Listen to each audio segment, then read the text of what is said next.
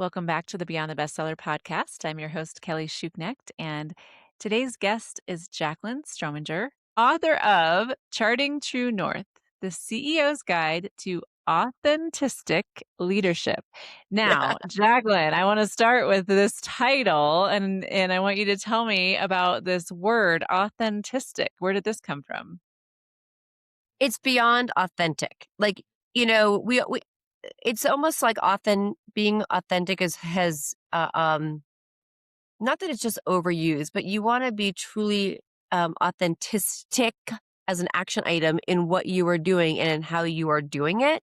And it's also the person who is truly an authentic leader is somebody who walks the walk and talks the talk, right? They're the person as a leader, you know that you're always learning, you're always evolving, you're always growing, and you know that you're always a work in progress, right? And so are the people that you're leading. So to be truly to own your knowledge and know that you have to be learning. Leadership is learned. It's not you don't walk out of or come out of the womb, you know, uh an amazing leader. You learn it. So you have to keep learning it. And so that's where it really came in as being something that to go beyond being authentic. I can be truly authentic right now. I'm talking, I'm pretty authentic in my action, but to take it that next level, to be authentic, I'm actually going to not only practice what I preach, but I'm doing it and I'm showing it. I'm learning. So that's kind of where it kind of evolved from. Nice. Well, so it's part of the Authentistic Leadership series. hmm So Yes. tell me about that. So this is obviously here's our book. This is going to be the first of 7. So this is the beginning part of it. To being Okay. the beginning part of being any leader and being true to who you are. It starts with your mission, your vision, your clarity, knowing how you act as a leader.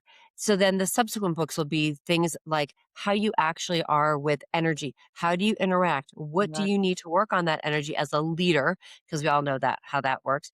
So there's different levels that we're going to kind of add to this series, but it is an entire leadership series. And along with, so just to know, like this book, it's, I mean, obviously there's words in the book, right? Because otherwise you wouldn't call it a book, but it's really a workbook.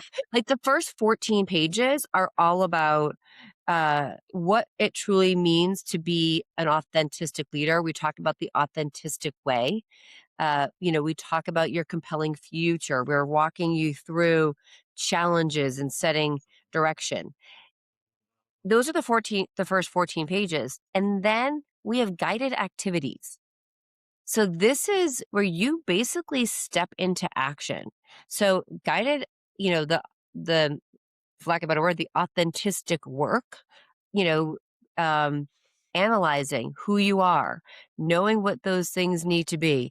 It's you know, you know, reflection. So we have, I mean, literally, like you can kind of see it. It's literally space to write in.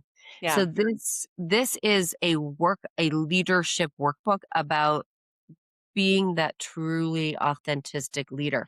And we added in here uh, journal prompts so that you'll get to the section 3 and you're talking it literally about your journal prompts, like things that make you reflect, something that you need to think about. So like your core values, spend time reflecting on your core values. What are they? Your core values as a leader matter to how you lead, the people that you hire. So many people don't use their values in that process, Mhm. and and we say this all the time, your values here as a person and your values here for the company, they need to be aligned and intertwined. When they're not, you're kind of doing this, right? You're kind of, you're hitting each other. You're, kind of going against the grain and you're fighting yourself. So you got to know those core values. So we have prompts in there again for journaling, again, to help people walk through that process, and spending time to reflect. And then the fourth section of the book, it's 30 days of reflection. It's talking about how did you act as a leader? I mean, it's like empathy in action is one of the, day 12, like how were you today? So it really is it's taking it and putting things into action because so many like, how many times have you bought a book, right? And I'm gonna pull one up that a lot of people have read, Eat the Frog, right? Eat That Frog. So, there's lots of things in here that are great, but do you do all the stuff in there? So, here's the workbook that's, like, the beginning part of it. It's not everything rolled into one, but take the first section, start working, and then when the next one comes out, you'll have the second part of it, right? So it'll build. And that's why we did this. How did you I'm still stuck on the 7 books in the series. How did you determine that you have 7 books to write? Because there's almost like 7 different parts of leadership. And it's also Okay. some of the best when you think about who you are as a leader and, it's everything from bringing in, the wheel of life, right? Your circle, and all those, parts, become almost like a different section because it's about the whole person. So, how do you act? How are you with the family and the relationships that you're building within your company? That's like a whole topic that we don't necessarily always talk about, right? Particularly in leadership. That's a huge part of it. So, how are you interacting? Where are you? And I am not to bring up faith, but faith comes in. Everybody has a different faith. Don't ever assume that everybody has the same faith as you. We all have different faith, but where does your personal faith comes in and how does it play out? Mm, How are you measuring and monitoring and adjusting for success? That's like a whole other topic of measuring because there's lots of different ways we can measure. So we kind of like looked at, all the different things that make up a person and all the different roles with where that plays into leadership. And that becomes, a book with exercises, prompts, and reflection. okay. And what is your timeline for writing those 7 books? Well, one's out, so one's done, right? That was Right. published Right. April of 2025. Right. What's your goal for the next 6? So the next 6, ideally, we would love for them to probably be like one every 2 years. We honestly are just getting our feet wet on like kind of mapping out what we want for the second one. We kind of know what it's going to be, um, but maybe every 2 years, just depending on how fast we can write. Yeah. The funniest thing is, so I did this. This book is co-authored with a Damian Andrews, who we actually met on a podcast, and we Oh, just cool. um, our leadership philosophies just aligned in how we think about leadership, and you know, I would say probably almost through a year of talking and meeting literally every single week, we decided to write the book Wow. and then And turn it into a series. yeah. And then how did you approach that co-author process? 'Cause that would be really hard, I think. I've had a few authors on who've co-authored books, and I'm always very curious about how you approach it. Like, did you write every other chapter? Like, how did you divide up the writing and decide how that would flow? You know, we actually, I guess this is some ways like how you think you could actually work really well with somebody.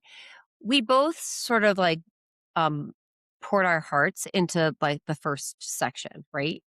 And then I so and then Damien said, "Okay, well, let me take this piece and I will massage it." I'm like, "Great, you do that." And then we did the same thing with the exercises.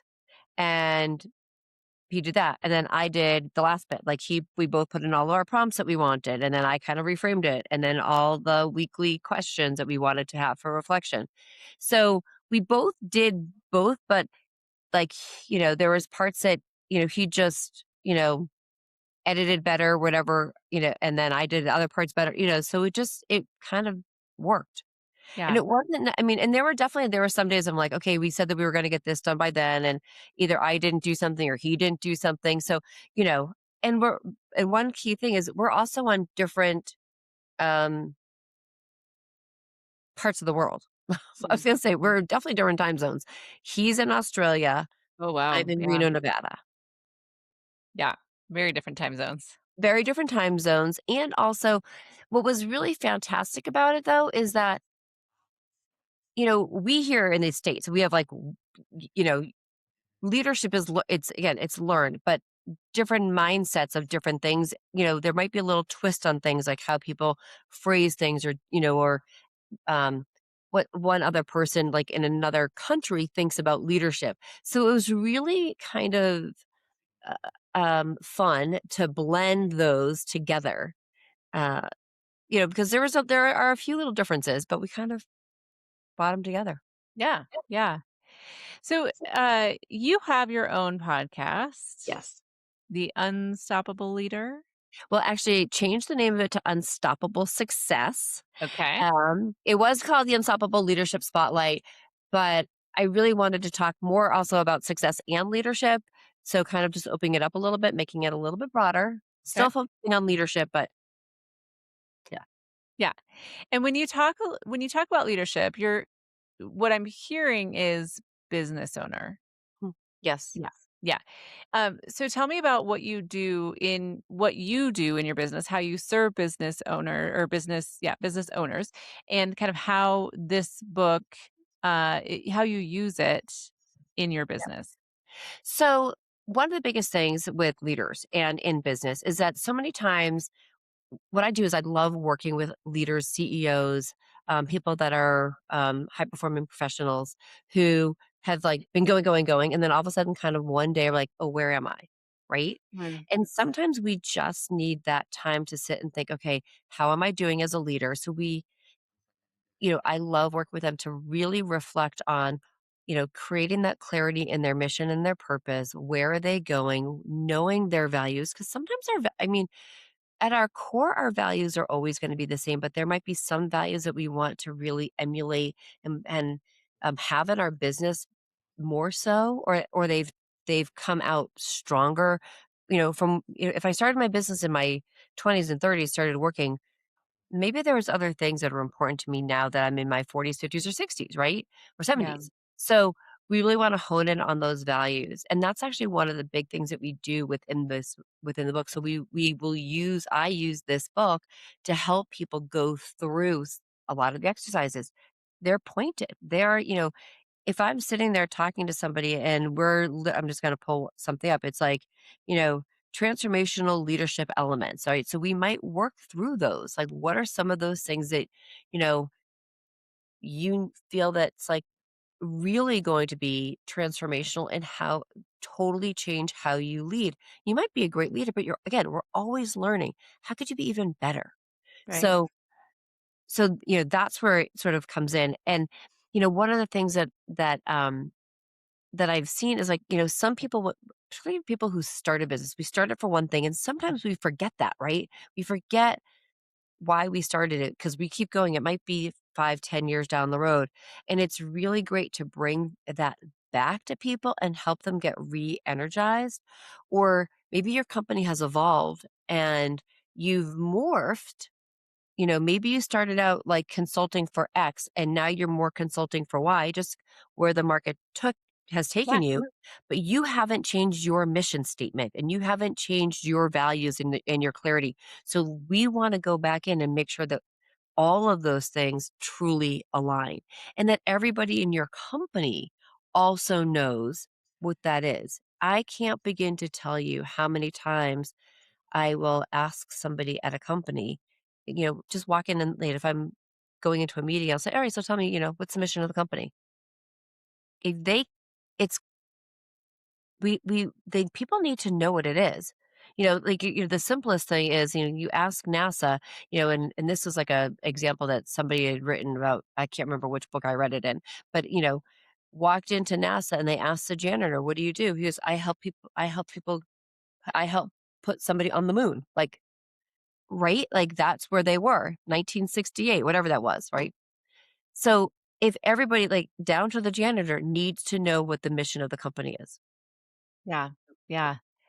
Um, Yeah, you said that, and I'm like, I don't think I have a company mission. I need to think about that. I have values, but I don't have a mission. So, I mean, I think I know what the mission is, but it's definitely not something that's articulated within the company. So, something I need to think about. Do you and Damien work together then outside of this book? Do you collaborate in business, or are you doing two totally different things? Good question. So the answer is yes, and no and no. So we are so so funny. Um, so together we are actually putting together a 28 week leadership course. Oh, So cool. that is something that we are doing things together. We collaborate and working on that, but then we also use it use the book separately in our own businesses. So I guess that Okay. was like yes, no, no. Yeah, yeah. And the course is, tell me a little bit more about that and who that, I mean, it's for business owners, I imagine, but like, tell me more about like who should take that course and what they get out of it. So we're actually in the process of developing it. It's really basically it's going through it's really taking as a deep dive into into the book because the having somebody go through it as a course themselves and where it's also within the company is working together on this. It's amazing how it actually helps elevate all the leaders in that company. So we kind of get people on the same page, right? Yeah. So what they're going to get out of it is they're going to basically get a really strong ROI because one of the biggest things that we have found is that when you're aligned and the people that are in your company are aligned and people are working together and they're growing together, there is a synergy that happens that you it's great. It's so beautiful to see.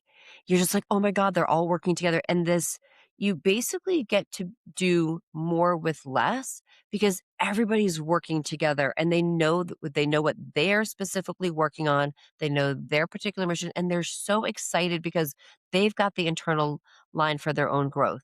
Because I think that's one of the biggest things that we see happening in a lot of companies is that people get in and they might start in a great position, but they might outgrow it, or maybe they might find an interest in something else and be really good at Z, but they are never given that opportunity. And by doing this and going through the course, leaders are able to help find the gems within everybody and making sure that they're all working in the right place that they should be. That aligns with them, with the individual values and the company values. Yeah.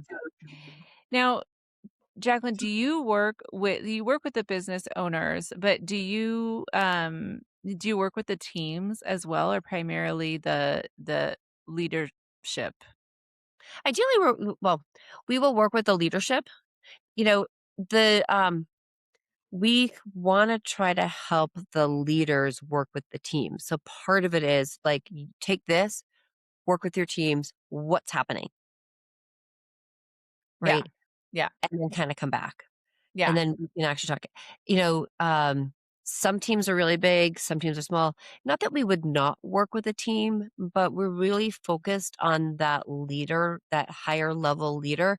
And we want the ultimate goal is to help the leaders help their people rise up. It's like the pack of wolves, right? Certain leaders in a pack of wolves will actually, you know, they'll define themselves. They will, if you put a whole pack of wolves together, two will eventually naturally become the leaders. It's not that I'm saying that everybody's team is a bunch of pack of wolves, but leaders rise up and you kind of know, but you also sometimes those leaders aren't fostered, but it's helping you foster the people that really are natural leaders and can be better leaders and also that want to be leaders. Somebody Mhm. might raise their hand and say, "You know what? I really want to step into leadership." Acknowledge that they're not where they want to be. Okay, so then let's help them get there, right? Mm. But leaders need to recognize that too, right? Yeah. Yeah. So you talked about leadership being learned. I want to not push back, but like I want to talk about that a little bit more on like um in my experience, there's natural leadership skills Mhm. as well, Yes. right? So, how much of leadership is natural versus learned? It's a good question. I don't know what the statistics would be on that. I should probably look it up. But there here's the thing. Some people are natural leaders, but are they the natural leader at the company that they are, right?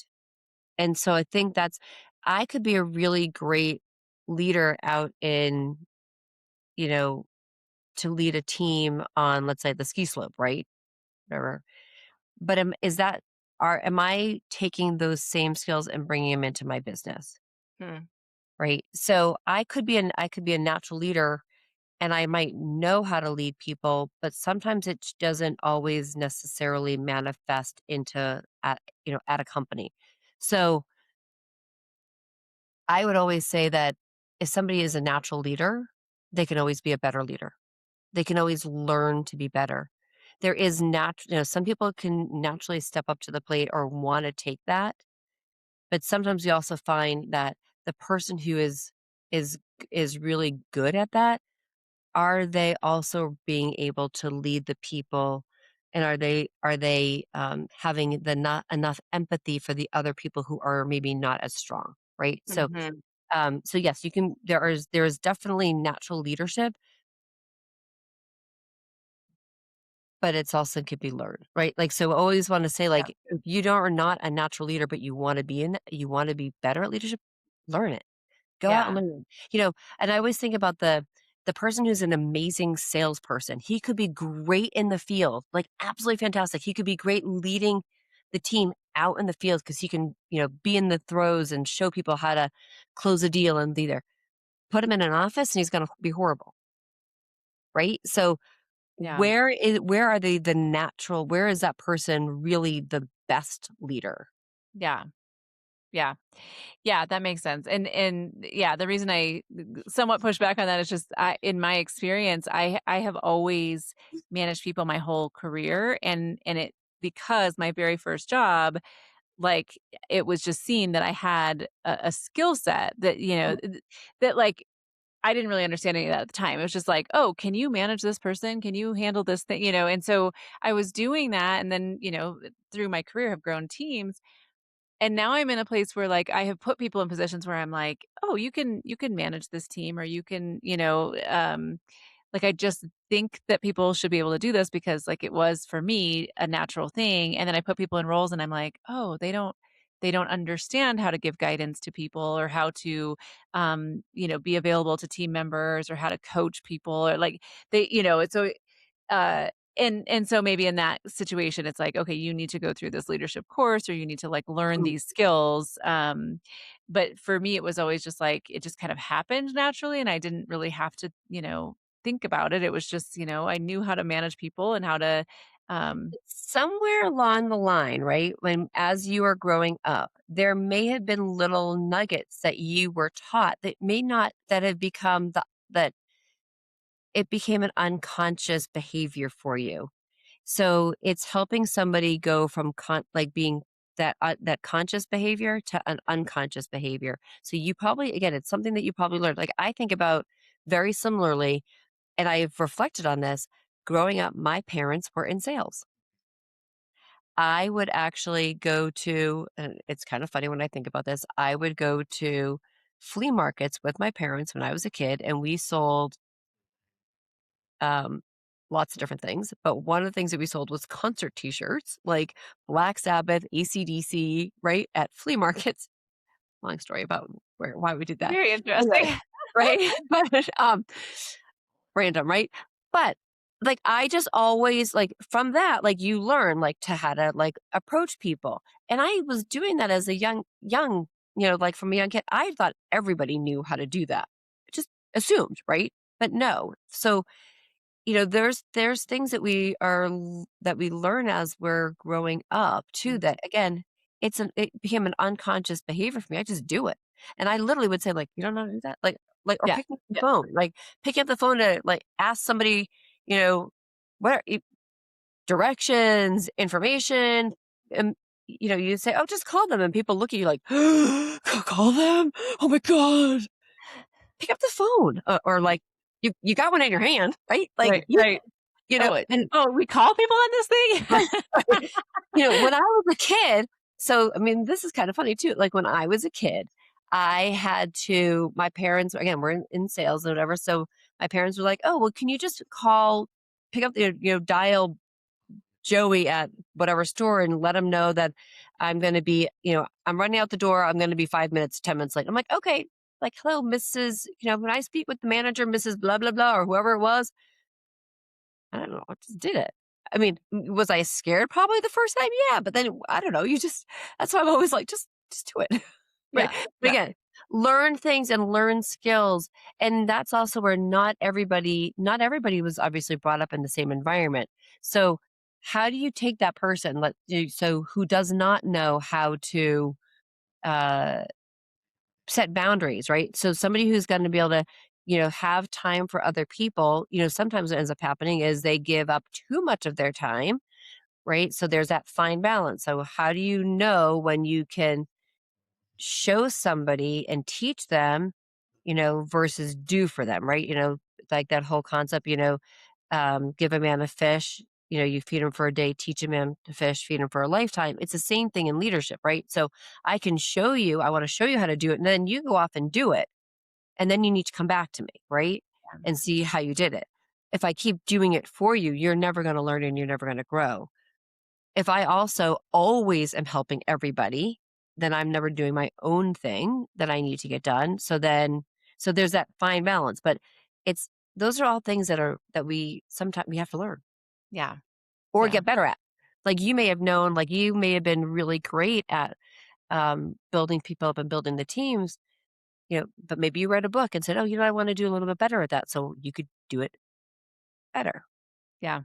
Yeah, I will say I definitely had a period of time in one of my jobs where I really questioned like what leadership was, what management was, the difference between the two, like all of these things because I was in a job situation that was like I f I felt like I was not being taught good skills, and I, really questioned the leadership at the company, and so I went through a period where I was just absorbing so much information, reading so many books, um, on leadership to get in my own head, like, "Yeah, I think what they're doing is not right. I think this is not how it should be. I Right. don't think this is how you should treat people," and so some of it I was educating myself along the way, I think, and getting my head like my own values around leadership and what I thought was right and wrong and, and how to treat people. And I really made conscious decisions as I went too on like I will not treat people this way. I will not talk to people this way. Like even if sometimes you have bad days, right? And you Right. like want to lash out and have a fit or whatever, but you can't you just you have to be very careful about how you treat people because it sticks with them. And so anyways, that's my side note on yeah, I think you're right. Like I think there was probably more learning happening than I even realized. Right. But, so for me, it's like one of the biggest things is, you know, you don't ever want to say something, in Saving Private Ryan, right? There's that perfect scene, like, I'm not going to get it right, but, you don't want to diminish your troops and give and instill fear in them. You want to rise them. You want to, want them to speak up and you want to pull them up. But you also have to think about how you're going to manage like how you're managing those emotions, and move forward, right? Yeah. So, it's, and I cannot begin to tell you how many times I was in leadership roles or with in a company and you literally thinking, I never want to lead like this. I never like that. Right. Like it becomes an example of what you don't want. And I find that there might be more examples of what you don't want than what you do want. Right. Uh, I've one of the things that I love hearing about is, and it's actually coming to my head right now is this. I interviewed this guy, Steve Doyle. He's a great guy. He's had an interesting experience in leadership roles in the wine industry. He had, unfortunately, a very tragic medical issue happen, but great guy. But one of the things that he said, and this is like almost like, and this is one of my biggest whys to why we want to get people into great leadership is because I've seen countless times and times again where people have said, if it wasn't for X person, I wouldn't be where I am today. They pushed me. They saw something within myself that I didn't see. They, and so that's what leadership is about. It's about being like, again, you got to know who you are, but how can you take the people that are in your fold and help them rise up? We're leading them, Yeah. you know, and I sort of like think about all the success people have had, that I've talked to. And so much of it starts almost at that very first job Mm. within their career, that first place that they started in, out of college or even before college, where they've had somebody who said, "Oh my God, Kelly, you are amazing at this. You know what? I want to help you." Like, and then, Yeah. indirectly that person becomes a mentor, somebody that becomes a confidant, like, "Hey, you know what? What do you think about this?" Right? Or, "Oh, you know what? This is my goal. My goal is to move up to here, right? This is where I want to go in my life." And that person should help you, be that mentor, be that's what Yeah. again, that's what leadership is. And it's also crazy how many times that doesn't happen. And I always think, like, you know, how would it be if everybody with their first job or, in their career, job, whatever you want to call it, right? They have that person. Would it, you know, would people go into different, like, where would they be today? Would Right. they, can we make almost like a happier planet because people are walking into companies or walking into their job there, or maybe they've started a company and they have this different like level of energy around them that's positive because they're surrounded by people who are super positive and encouraging. And Yeah. maybe that's my it's like me waving my magic wand, right? Like, big dream, like, okay, if I can change the world Yeah. one No. happy leader at a time. Yeah. Right? It'd be a great change to make. I love it. Right. Right. So we've got this book, and I'll just share, and we were talking about it beforehand. I write a column every single week on LinkedIn, and I put it into that book is gonna come out sometime this year, called The Unstoppable Leader. And it's, again, how do we make people be unstoppable, not just themselves, but for everybody else around them. Um, yeah, it's my if I could wiggle my nose. Yeah. Right? Yeah. Well, I love that. Well, yeah, I think your book may be out by the time this episode comes out. I don't know, but we'll link to Charting True North in the Yeah, show notes. And if your other book is out by the time this I'll episode let you know. comes out, we will link to that as well. How else, Jaclyn, can people who are listening or watching get in touch with you or learn more about what you do? Two ways, probably the best would be, number one, go to my website. It's Leap to Your Success, spelled so Leap, LeapToyourSuccess.com, leaptoyoursuccess.com. Go there, connect with me. Uh, that's one place. The other is go to LinkedIn. Go, Jaclyn Strominger, Jaclyn spelled like Jaclyn Smith. If you don't know who she is, look her up, or look up Charlie's old Charlie's Angels Yeah. TV show. You'll find Jaclyn Smith. But so Jaclyn Strominger, I am basically Jaclyn Strominger on LinkedIn. So Great. Great. Well, thank you for coming on and sharing your book and your writing journey. I look forward to, gosh, we'll have to have you back for every book in the series. So we'll have you. always happy to come and talk about the books.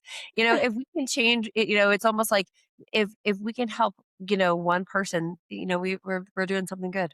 Yeah. Yeah. Well, you're doing good work, and thank you for sharing that. All right, thank you. Looking for a community of women writers to support and inspire you on your journey? Join the Author Power Circle. Connect weekly with fellow authors, stay accountable, and move your book forward in an encouraging community. Learn more at kellyschuknecht.com